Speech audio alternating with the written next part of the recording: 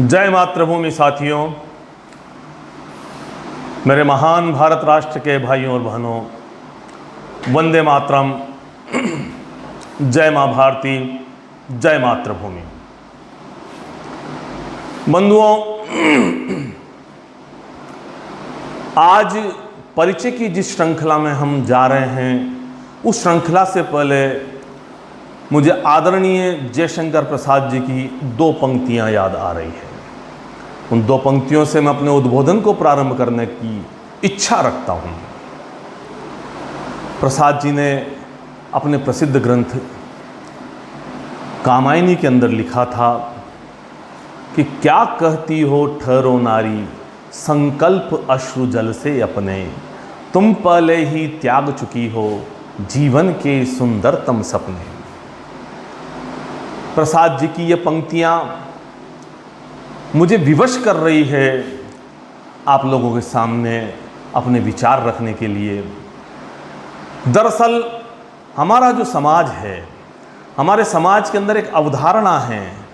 उस अवधारणा को तोड़ते हुए मैं अपनी बात प्रारंभ करना चाहता हूँ। क्रांति कथा की जिस नायिका को आज मैं अपने शब्दों से श्रद्धांजलि अर्पित कर रहा हूँ, उससे पूर्व में उस अवधारणा को आप सबके सामने तोड़ना चाहता हूँ। हमारे समाज में अवधारणा है कि नारी अबला होती है।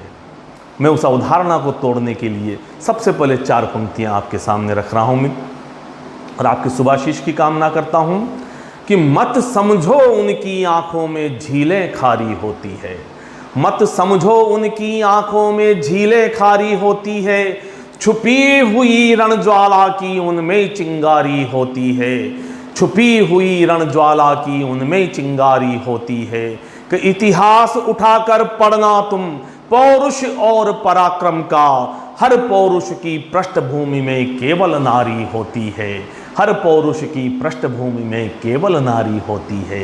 आप समझ ही गए होंगे कि आज की मेरी क्रांति कथा का नायक नहीं, एक नायिका है, और उस नायिका के श्री चरणों में मैं शत शत वंदन करते हुए अपने उद्बोधन को आज प्रारंभ करना चाहता हूं। मित्रों, तो आइए आज पुनः मातृभूमि सेवा संस्था के प्रति हम कृतज्ञता ज्ञापित करते हुए संस्था के संचालक मंडल के प्रति आभार ज्ञापित करते हैं कि इन्होंने इस देश की बलिदानी परंपरा की जो अमरबेल है, उस अमरबेल को आज की युवा पीढ़ी के समक्ष रखकर भविष्य के लिए संरक्षित रखने हेतु उसे उत्तरदायी बना दिया है। सत्य है, यदि आज हम अपने कर्तव्य पथ से विमुख होकर बलिदानों की इस अमरबेल को सुखा देते हैं, इसे पल्लवित नहीं करते हैं, तो तय मानिए कि हमारी आने वाली पीढ़ी भविष्य में अपना अस्तित्व ढूंढती रह जाएगी। हो सकता है हम 2700 वर्ष पूर्व के पराधीन इतिहास में अपना भविष्य छोड़ करके चले जाएं।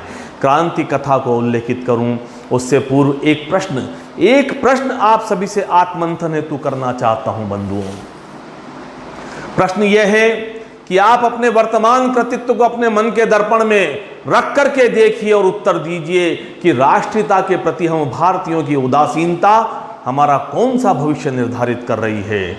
मित्रों, उत्तर आपको स्वयं मिल जाएगा, किसी से पूछने की आवश्यकता आपको नहीं पड़ेगी। उत्तर आप सबके सामने है और उस उत्तर से आप अपने आप को थोड़ा शर्मिंदा भी महसूस कर रहे होंगे। यदि हमारे महान बलिदानी पूर्वजों ने भी यही उदासीनता रखी होती, यही आचरण रखा होता, तो निश्चित ही वो भी भौतिक सुखों का दासत्व की कारा में उपभोग तो कर सकते थे। लेकिन उन्होंने भारत के भवितव्य को स्वतंत्र देखने की चाहत में अपनी देह के अंग अंग को गला दिया, तब जाकर के आज हम आज़ादी की हवा में सांसें ले पा रहे हैं। उन्हें प्रणाम करो बंधुओं, उन्हें प्रणाम करो, शत शत वंदन करो उनके श्री चरणों में, जिनके अतुलित बलिदान, अनुपम बलिदान के कारण आज हम स्वतंत्रता की हवाओं में सांसें ले रहे हैं। लेकिन शायद इस हवा ने हमें अधिक स्वेच्छाचारी बना दिया है और हम स्वतंत्रता के मूल्यों के भक्षक बन बैठे हैं। आज हम स्वयं भारत को प्रांतवाद, पंथवाद, जातिवाद, भाषावाद, उग्रवाद, अवसरवाद और आतंकवाद की भीषण ज्वालाओं के अंदर धधका रहे हैं कि विदग्ध दग्ध है धरा, प्रचंड अग्नि ज्वाल है, सुवाद यहाँ सुरम्य ये विराट रूप काल है, विहाग राग में यहाँ दिनेश अस्त हो रहा, हिमाद्रि शुभ्र भाल भी प्रशस्त कीर्ति खो रहा, कि विखंड खंड हो हो रही अखंड मात भारती, प्रवीर वीर देश की उतार आज आरती, उतार आज आरती, उतार आज आरती। सुनाम धन्य भारती रुदांत कंठ रो रही, विनाश युक्त ये हवा प्रचंड वेग हो रही, समीर की सुगंध भी भुजंग के प्रभाव में, विषाद छा रहा यहां प्रकाश के अभाव में, कुदृष्टि धूम केतु की वसुंधरा विदारती, प्रवीर वीर देश की उतार आज आरती, उतार आज आरती, उतार आज आरती। और क्या स्थिति हो गई है मित्रों कि रहान मान विश्व में अतुल्य जो धरा रही, प्रभावता विदेश की स्वदेश को हरा रही, समग्र शक्ति सो रही सुसुप्त राष्ट्र चेतना, विलाप नित्य हो रहा लिए बिगाड़ वेदना, अचेत मात्र भूमि वीर पुत्र को पुकारती, प्रवीर वीर देश की उतार आज आरती, उतार आज आरती, उतार आज आरती। उठो मदांध शत्रु का विदीर्ण वक्ष है करो, उठो समग्र राष्ट्र में अजेय भावना भरो, जगा उठो समग्र राष्ट्र में अजेय भावना भरो, उठो मदांध शत्रु का विदीर्ण वक्ष है करो, अखंड राष्ट्र के लिए प्रचंड वेग धार लो, रुको न शूर साहसी विराट को उतार लो, जगा कराल काल को सुभारती निहारती, प्रवीर वीर देश की उतार आज आरती, उतार आज आरती, उतार आज आरती। लेकिन आज अपने कर्तव्य कर्म को स्मरण करने के लिए आप आभारित होकर मातृभूमि सेवा संस्था को प्रणाम निवेदन कीजिए और आज की क्रांति कथा पर श्रद्धांजलि के भाव ज्ञापित कीजिए। बंधुओं, हम इतने कृतज्ञ हैं कि इस राष्ट्र में क्रांति की पृष्ठभूमि लिखने वाली महान वीरांगना, बंगाल की धरा को क्रांति धरा बनाने वाली रणज्वाला, प्रथम महिला क्रांतिकारी ननीबाला के जन्म और बलिदान की पुण्यतिथि को भी अभिलेखों में अंकित नहीं कर पाए। बड़ी शर्म की बात है कि इस महान वीरांगना की पुण्यतिथि और जन्मतिथि भी आज भारतीय अभिलेखों से विलुप्त हो गई है। और ये स्थिति बनी है हमारी उदासीनता के कारण। 1888 में जन्म और 1967 में निर्माण ही मात्र हमें याद रह गया है, और यह भी अत्यधिक शोध के परिणाम स्वरूप हमें प्राप्त हुआ है, अथक अन्वेषण से ज्ञात हो पाया है।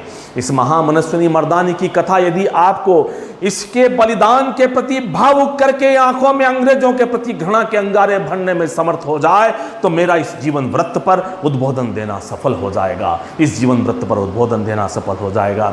आइए बंधुओं, प्रणाम निवेदित करते हैं उस महान वीरांगना के श्री चरणों में जिसने अपने आप को इस राष्ट्र यज्ञ के अंदर आहुति बना करके स्वयं अपने आप को प्रस्तुत कर दिया था। आइए प्रणाम निवेदन करें उस ननीबाला को और उसके जीवन व्रत को समझने का प्रयास करते हैं, ताकि भविष्य का जो हमारा भवितव्य, हमारी आने वाली पीढ़ी है, वो जान सके कि हम जिस गौरव के अंदर रह रहे हैं, जो गौरव हमारे पूर्वजों ने हमारे लिए स्थापित किया है, उसके लिए उन्होंने किस प्रकार के बलिदान दिए हैं।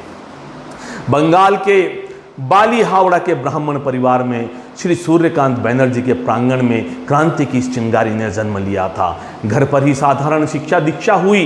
5 वर्ष घर पर ही साधारण शिक्षा दीक्षा के बाद अल्पायु में ही 11 वर्ष की मात्र अवस्था में इनका विवाह कर दिया गया।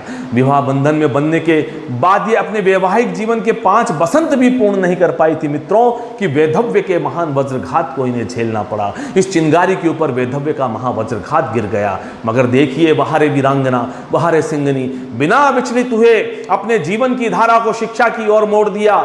शिक्षा प्राप्त करने के लिए सतत प्रयास करने लगी और एक मिशनरी स्कूल में इसने प्रवेश ले लिया। मगर वहां पर वैचारिक मतभेद होने के कारण मिशनरियों का भारतीयों के प्रति गलत रवैया देख करके इसने उस मिशनरी स्कूल का त्याग कर दिया। और उस त्याग के पश्चात अपने एक निकटवर्ती रिश्तेदार और वरिष्ठ नेता, जो कि क्रांतिकारी संगठन युगांतरकारी के अग्रिम नेता थे, श्री अमरेंद्र नाथ चटर्जी ने इनको अपने संगठन से जोड़ लिया। तब से यह वीरांगना निर्भीक भाव से क्रांतिकारी गतिविधियों में निर्लिप्त हो गई और भूमिगत रह करके कलकत्ता, चंद्रनगर, चटगांव आदि नगरों में क्रांतिकारियों को भोजन आश्रय देने लगी तथा उनके अस्त्र शस्त्रों का परिवहन एक स्थान से दूसरे स्थान पर सुरक्षित तरीके से करने लगी। क्रांतिकारियों के लिए एक बहुत बड़ा सहयोग था। उन्हें अपने अस्त्र शस्त्र ले जाने में बड़ी दिक्कत आती थी। ननीबाला के द्वारा यह कार्य आसानी से संभव हो गया। और पुलिस को चकमा देने के लिए कभी कभी वो किसी किसी क्रांतिकारी की पत्नी का भी रूप धारण कर लिया करती थी। बंधुओं, ननी बाला जी ने एक बार महान क्रांतिकारी बाघा जतिन जी को भी अपने यहाँ आश्रय दिया था। और एक समय तो ऐसा आया कि ननी बाला के उस कृत्य की हो सकता है कि हमारे तात्कालिक समाज ने भर्त्सना की हो, मगर वहारे वो वीरांगना समाज की भर्त्सना की परवाह किए बिना मातृभूमि के मुक्ति मंत्र की कामना लेकर के उसने उस कृत्य को अंजाम दिया। एक समय ननी बाला ने तात्कालिक सामाजिक प्रतिबंधों की परवाह नहीं करते हुए देश की आज़ादी के लिए ऐसा कार्य किया कि सब हतप्रभ रह गए। ये कार्य किसी हिंदू विधवा के द्वारा किया जाना तो कल्पना से परे की बात थी, लेकिन वहारे स्वतंत्रता की साधिका सिद्ध कर दिया कि मातृभूमि से बढ़कर के कोई सामाजिक उपबंध नहीं होता है। एक क्रांतिकारी थे श्री रामचंद्र मजूमदार के नाम से, ये जेल में बंद थे और उनके द्वारा जो रिवाल्वर काम में लिया गया था उसे उन्होंने कहीं छुपा दिया था। उसका पता नहीं लग पा रहा था। क्रांतिकारियों को अपनी गतिविधियों को अंजाम देने के लिए शस्त्र की आवश्यकता थी, तो उनसे उस शस्त्र का पता कौन पूछ करके आए, कौन पता लगा करके आए कि रिवाल्वर कहाँ छुपा हुआ है। इस दुष्कर कार्य को करने के लिए ननी बाला ने स्वयं को प्रस्तुत किया और रामचंद्र मजूमदार की पत्नी बन करके जेल में उनसे मिलने के लिए गई और बड़ी ही कुशलता के साथ उनसे उस रिवाल्वर का पता लगा करके सकुशल वापस आ गई। मगर पुलिस को वहीं से इनकी गतिविधियों पर शक प्रारंभ हो गया और वो इनको ट्रेस करने लगी। पुलिस को अपने पीछे लगा देख करके इन्होंने कलकत्ता से विमुख होकर के सीधा लाहौर का रास्ता अपना लिया और ये लाहौर पहुंच गई। वहां जाकर के क्रांतिकारी गतिविधियों में संलग्न हो गई, मगर वहां पर इन्हें हैजा जैसी घातक बीमारी का सामना करना पड़ा और उस बीमारी में ही अंग्रेजों ने इनको गिरफ्तार कर लिया। गिरफ्तार करने के बाद इनसे क्रांतिकारियों के भेद जानने के लिए, जैसा कि अंग्रेज करते आए हैं, नाना प्रकार की शारीरिक और मानसिक यंत्रणाएं दी गई। यंत्रणाओं का स्तर भी इतना खतरनाक, इतना अमानवीय था कि आप और हम सब सुने तो यानी कि आपको आंखों के अंदर अंग्रेजों के प्रति विद्रोह के अंगारे आपके धधक उठे। इनके अंग के अंदर यहां तक कि गुप्तांगों के अंदर भी क्रांतिकारियों के भेद जानने के लिए पिसी हुई मिर्च को भर दिया गया। इन्हें भयंकर यातनाएं दी गई, मगर सिंघनी अविचल भाव से उन समस्त अत्याचारों को सह गई कि जिस बाला ने अपने तन पर अंग्रेजों के जुल्म सहे, वहशीपन का नंगा नर्तन अंग अंग से लहू बहे, कि शर्मसार मानवता होगी कब उसने ये सोचा था, जब गोरों ने ननी बाला के अंग अंग को नोचा था। बंधुओं, व्यथित सिंघनी अंग्रेजों के अत्याचारों से व्यथित होकर के हुंकार भर उठी और जो महिला पुलिस अधिकारी उसे टॉर्चर कर रही थी, यंत्रणा दे रही थी, यातनाएं दे रही थी, उसको एक भयंकर लात के प्रहार से नीचे गिरा करके स्वयं भी कमजोरी के कारण बेहोश होकर के गिर गई। बाद में इन्हें लाहौर से कोलकाता प्रेसिडेंसी जेल में रखा गया, जहां पर सजा काटने वाली प्रथम महिला क्रांतिकारी थी, प्रथम महिला कैदी थी। वे सन 1818 के रेगुलेशन एक्ट के तहत सजा काटने वाली प्रथम क्रांतिकारी कहलाई और शायद उस समय के इतिहास की पहली महिला रही होगी जिसे यानी कि जेल यातना भुगतनी पड़ी, जेल में सजा काटनी पड़ी। कोलकाता के प्रेसिडेंसी जेल के अंदर जो अमानवीय व्यवस्थाएं थी, उन अव्यवस्थाओं के विरोध में इन्होंने 21 दिन तक लगातार भूख हड़ताल भी की और उस भूख हड़ताल के दौरान इन्होंने अपने क्रांतिकारी ज्वाजल्यता को प्रकट किया। भूख हड़ताल के दौरान गोल्डी नाम का एक पुलिस सुपरिटेंडेंट था, उसने इनके लिखित मांग पत्र, जिनमें उन्होंने वहां पर व्यवस्था सुधारने की मांग की थी, इनका अपमान करने के उद्देश्य से इनके ही सामने फाड़ करके फेंक दिया। अपमान से क्रोधित हुई सिंघनी ने उस गोल्डी नाम के पुलिस सुपरिटेंडेंट को भारतीय घूसे का स्वाद चखा दिया। एक करकराता हुआ घूसा उसके चेहरे पर जड़ दिया और उसके बाद की स्थिति आप समझ सकते हैं कि इनके साथ क्या हुआ होगा। सन 1919 की आम रिहाई में इन्हें भी रिहा किया गया, मगर रिहा होते समय गंभीर रूप से तपेदिक नाम की बीमारी से ग्रस्त अवस्था में इन्होंने जेल के बाहर कदम रखा। तो देखिए आप कि इस निष्ठुर समाज ने और यहाँ तक कि इनके परिवार ने भी इनको शरण देने से मना कर दिया। शायद इससे बड़ा दुर्भाग्य का लेख और कोई नहीं हो सकता कि जिस महिला ने, जिस वीरांगना ने अपने देश की स्वतंत्रता के लिए अपने जीवन का पल पल होम कर दिया, उसे तपेदिक की बीमारी में किसी ने शरण देने का साहस नहीं दिखलाया और दुर्देव को भोगने के लिए कोलकाता की झुग्गी झोपड़ियों में जाकर के आप निवास करने लगी। देखिए हमारे देश की अवस्था कि तब भी और आज भी उनके प्रति कृतज्ञता दिखाने में हम भारतीयों ने कोई कमी नहीं रखी। एक साधु ने अपने प्रयासों के द्वारा इनका उपचार प्रारंभ किया और उपचार के द्वारा इनको ठीक ठीक होने के बाद भी इन्होंने अपने राष्ट्र के कल्याण के लिए, उस कृतज्ञ समाज के कल्याण के लिए, उस निष्ठुर परिवार के कल्याण के लिए भगवा धारण करके मंगल कामना करना प्रारंभ कर दिया और अपने आप को वीतरागी बना लिया।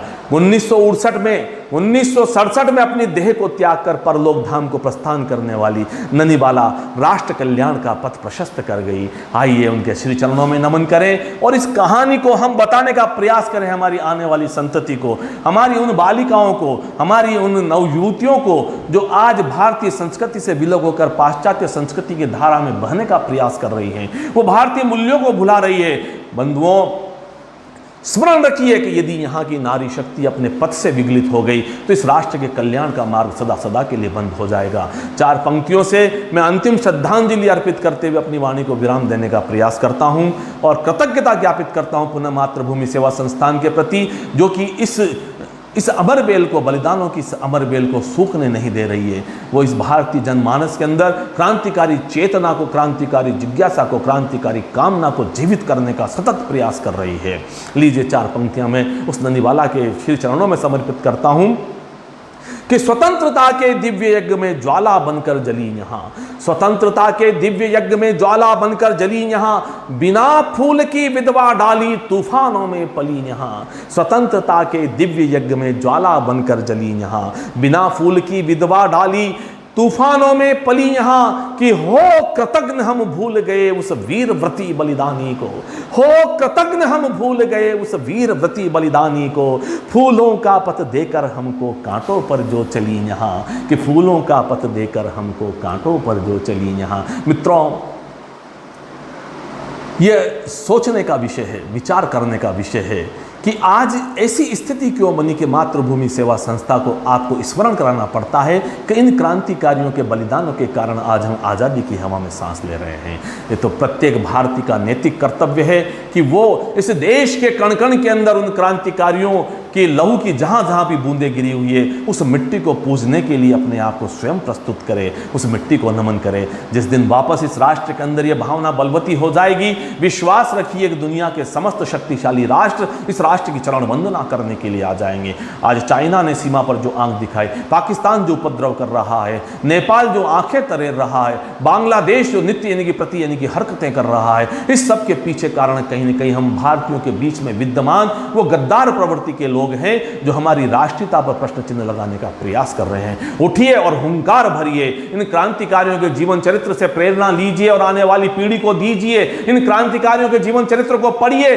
प्रेरित होकर के इस राष्ट्र के कल्याण के लिए स्वयं को प्रस्तुत कीजिए। अगर आपने इस राष्ट्र कल्याण का प्रयास किया तो संभव मान लीजिए कि यह राष्ट्र अक्षुण्ण रहेगा, यह राष्ट्र पुनः विश्व गुरु के पथ पर आसीन हो जाएगा। और आपके द्वारा यदि ऐसा प्रयास नहीं किया गया, उदासीनता दर्शाई गई, तो तय मानिए कि इस राष्ट्र को अपना अस्तित्व ढूंढने के लिए प्रयासरत होना पड़ेगा। जय हिंद, जय मातृभूमि, जय मां भारती, वंदे मातरम, वंदे मातरम। और ननीबाई जिंदाबाद, ननीबाई जिंदाबाद, ननीबाई जिंदाबाद, क्रांति की अजस्त्र ज्वाला जिंदाबाद।